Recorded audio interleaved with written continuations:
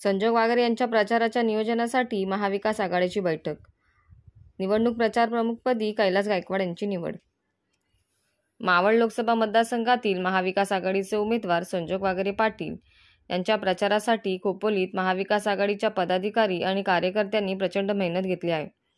मतदान 13 मे रोजी असल्याने राहिलेल्या 6 दिवसात प्रचाराची रणनीती ठरविण्यासाठी लोहाना समाज सभागृहात बैठक आयोजित करण्यात आली होती. यावेळी निवडणूक प्रचार प्रमुख म्हणून शेका पक्षाचे नेते कैलास गायकवाड यांची निवड करण्यात आली.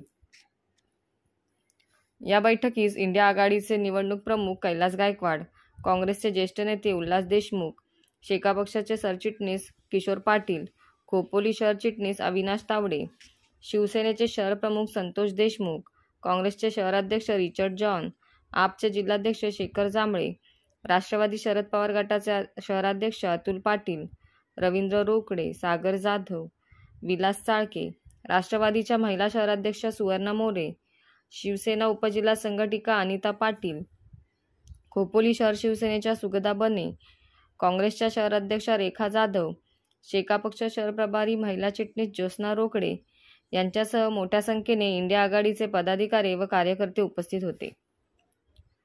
या बैठकीमध्ये खोपोली शहर काँग्रेस अध्यक्ष रिचर्ड जॉन, राष्ट्रवादी शरद पवार गट शहराध्यक्ष सुवर्णा मोरे, शहर प्रमुख अतुल पाटील, शेकाप तालुका चिटणीस किशोर पाटील, श्याम कांबळे, निवडणूक प्रचार प्रमुख कैलास गायकवाड, शेकाप नेते रवींद्र रोकडे, आपचे जिल्हाध्यक्ष शेखर जांभळे यांनी सर्व इंडिया आघाडीच्या कार्यकर्त्यांना मार्गदर्शन केले.